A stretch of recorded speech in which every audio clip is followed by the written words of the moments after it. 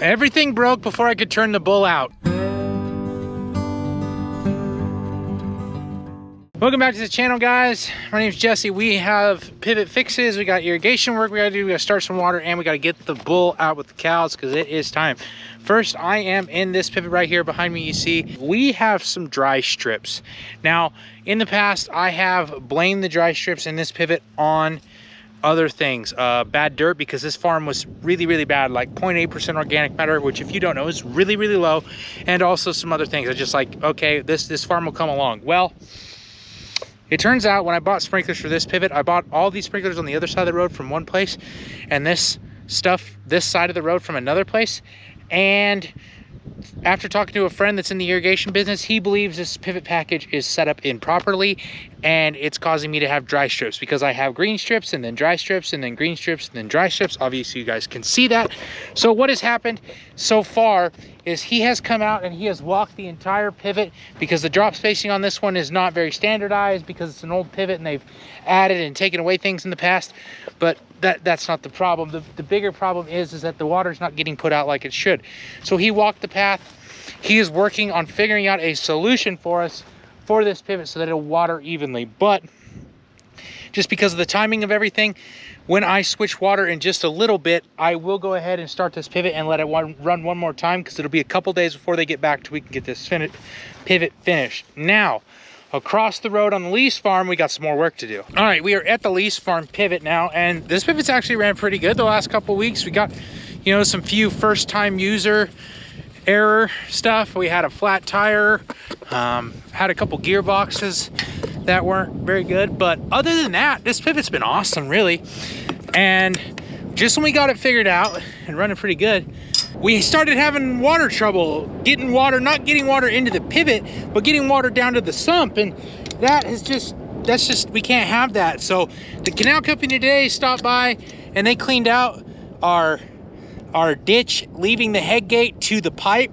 And so hopefully the water flows better and we can get it down to it. But anytime this pivot stopped, because of the way it's set up, I've kind of made a habit of coming down here and pulling this booster pump off and cleaning it out, because I've learned it's not very hard to do because of the way the system's set up. There's usually junk in it. So I'm going to pull it off, 4 bolts, and we're going to check it.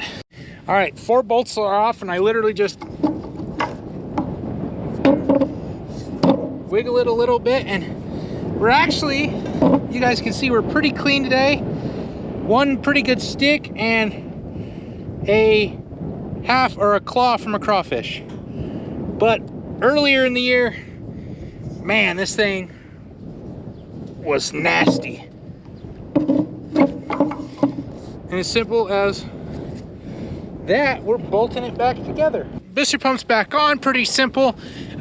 No, I should not have to check that every time, and it's been getting better until our system is set up with a better screen system. I'm just gonna do that when it stops to make sure it's clean, or if it plugs up. It's not that hard to do, but no, we should not have to do that every time.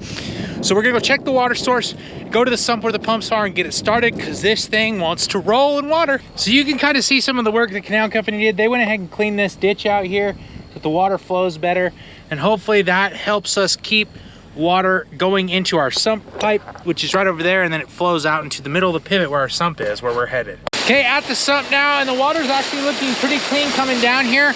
I've gone ahead and I shut off our secondary pump valve. That way we can prime the pivot without losing too much water, because I can pump the sump dry if I want to. So we're gonna start this pump here. So now that sump, or that pump, is pumping. Shortly, this water will quit flowing out here, or it's supposed to. Of course, I walk down to the pivot point and I'm here, and what I'm doing is I'm checking the pivot for alignment, and I can see that I'm out of alignment at the same tower that I've been struggling with. So I'm gonna walk down to this tower, try to figure out why it's out of alignment. Here would appear to be our problem child. So what do we notice? Got a big mound of dirt here. Looks like this one's been spinning. Looks like this one has not been spinning. I don't know, do our U-joints look like they're there, not busted. Broken parts, U-joints are there. That one looks good. But look, we're digging a hole. I already know, I think I know what the problem is. That gearbox is seized up. But what I'm gonna do is I'm gonna get up here and check this tower box.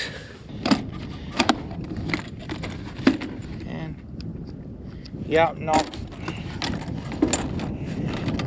Okay, so the reason I jumped up here and checked this tower box is because I've been having problems with this tower, specifically tripping the overload system for the electrical system.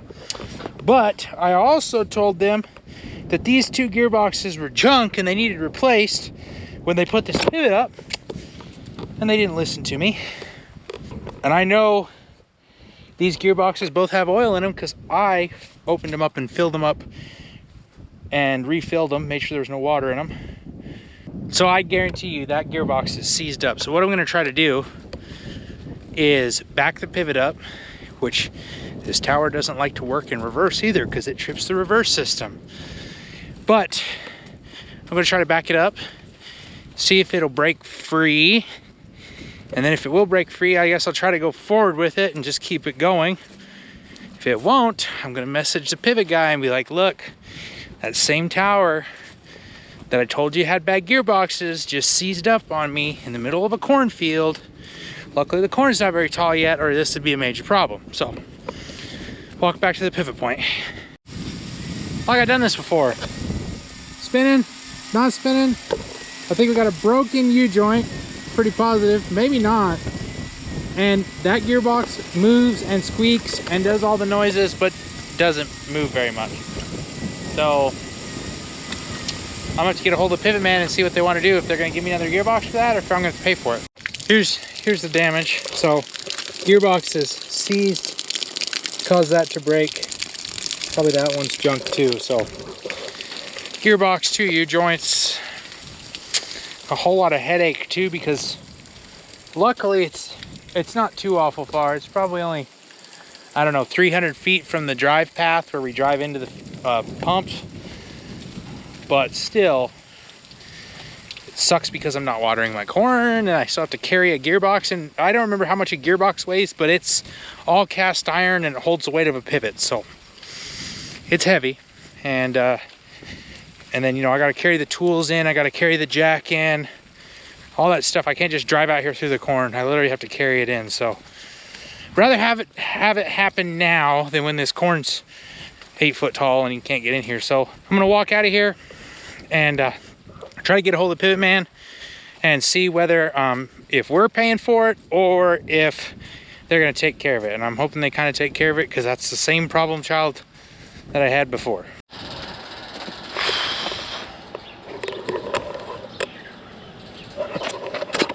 I literally have to take this bull a mile down our canal road, which we own both sides of. Like, I'm literally not taking him off of property we own. And today is one of those days. Well, when I get to the corral, I will come get you guys and we're gonna load a bull. We made it to the bullpen and here he is. This is Blackjack. And there he goes.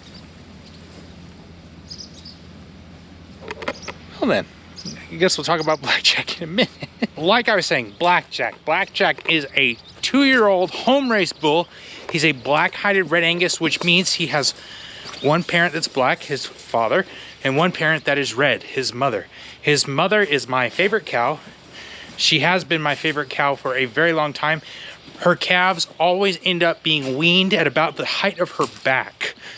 She just grows really awesome calves. Smaller frame cow. His dad, smaller frame black bull, threw the best set of calves I have ever seen for grass-fed and finished beef on our place. We have those steers we are butchering this year. They are impressive. So obviously we're taking our best cow and our best bull that we've had, and that I think we've had, putting them together, and we get Blackjack. So I am hoping, obviously, those traits carry through. I like Blackjack. He's usually pretty calm, but he has been pinned up by himself for a while, so he may be a little excited. I'm hoping we can get him loaded without too much trouble. But here he is, pretty small framed, but still, that's what we want. We are a grass-fed and finished operation. He's getting spicy for no reason. We're grass-fed and finished, so we want those smaller framed animals because that's how we guarantee we finish properly every time on grass. We have high quality small framed animals and good grass. Go on. Go on. He's pretty excited to see somebody, I think, actually. He's been in this pen for a while, and he's been by himself for a little while too, because I had a couple of yearling bulls, but they ended up going up to another place to stay the rest of the summer. So let's see if we can get him loaded up without too much trouble. Hey, bull. Hey, bull. Go on. Go on. Go on. Load right up. You've done this before. Whoa. Whoa. Whoa. Whoa. There you go.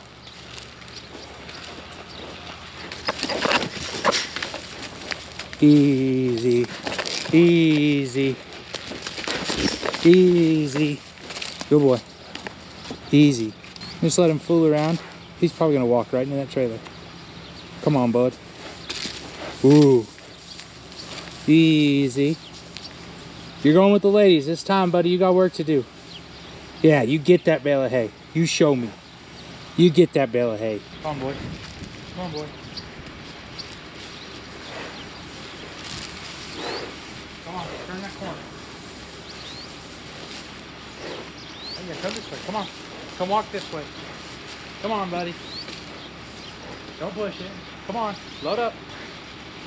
His mother gets a little spicy every now and again. Come on. You're fine. Load up. Load up.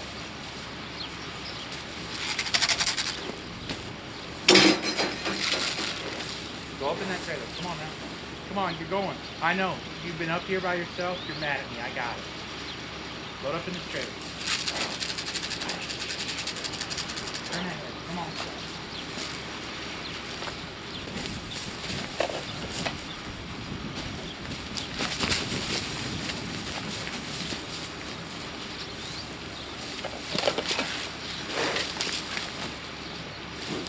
Come on.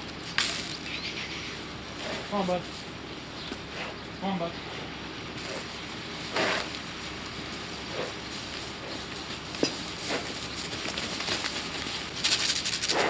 Turn that head.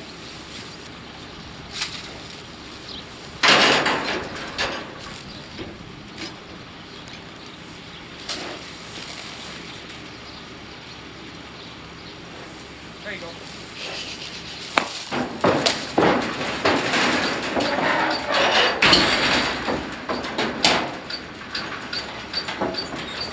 Get your head down. So he is loaded, but I'm going to shut this middle gate. The back of this trailer is not very secure, I'll just be honest, but with the middle gate shut, he is very secure. He's not happy. You're fine, dude, but he'll be happy in a minute. Let's take him to the ladies.